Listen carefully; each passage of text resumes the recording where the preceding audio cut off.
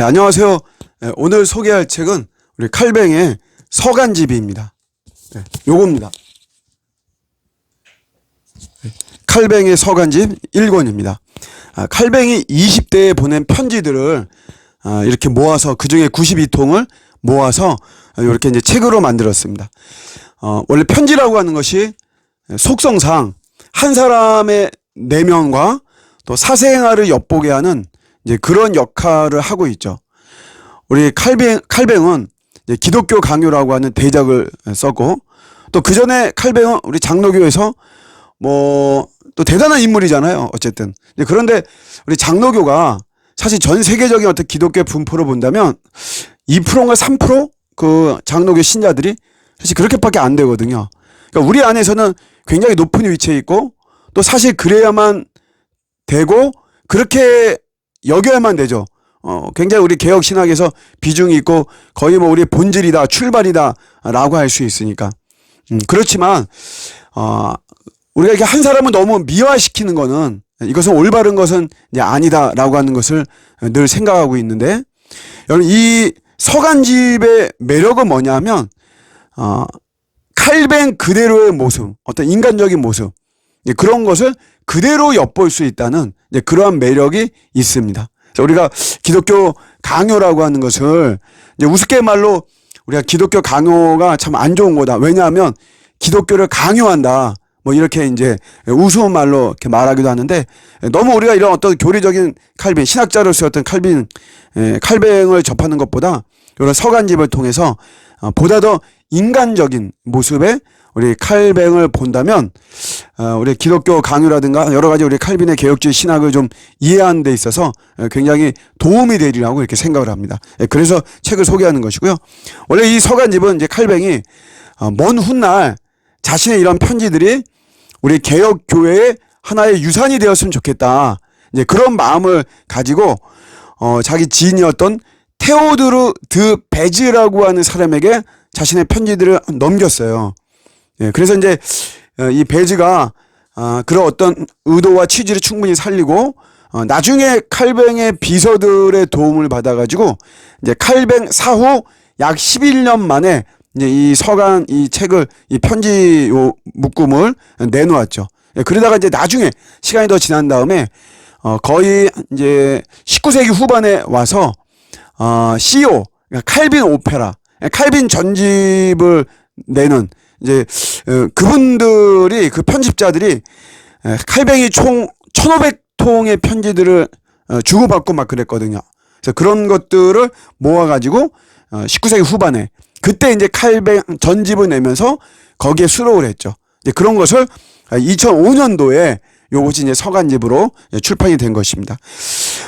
이제 이 책을 보다 보면 또 좋은 것 중에 하나가, 여러분이 우리 역사의 인물을 이렇게 사실 암기해야 된다. 우리가 그 시대 사람을 만나는 것이 아니기 때문에 루터는 언제 사람이고 칼뱅은 언제 사람이고 막 그런데 요게 잘 사실 외워지지가 않아요. 근데 요 편지들을 읽다 보면 우리 쯔빙길리의 후계자라고 할 수 있는 하인리히 볼링거, 그쵸? 볼링거. 하인리히 볼링거.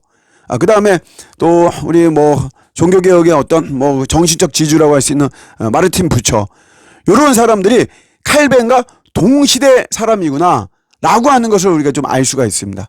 그런 면에서 요런 책들이 이렇게 자연스럽게 외워지고 잊어버리지 않거든요. 굉장히 참 좋습니다. 참고로 루터하고 칼빈의 관계는 종교개혁이 일어났던 1517년, 그때 이제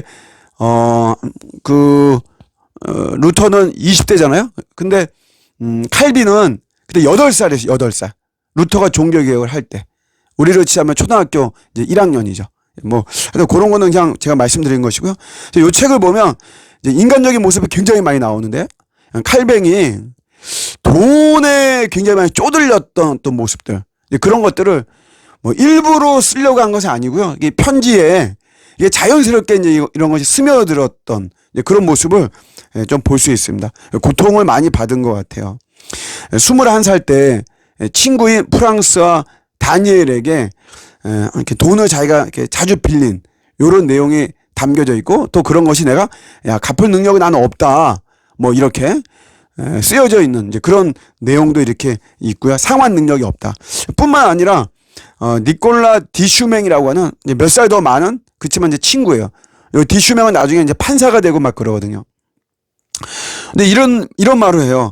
하루에 1시간도 내가 견딜 수 없는 그런 어떤 궁핍 때문에 굉장히 많이 자기가 괴롭다. 이거를 좀 어떻게 좀 막아달라.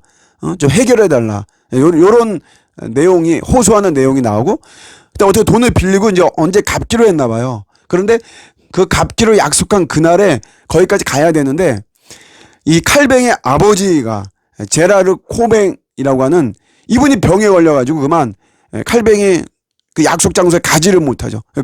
그러면 이제 오해를 하게 되잖아요. 돈을 안 갚으려고 막 그런다.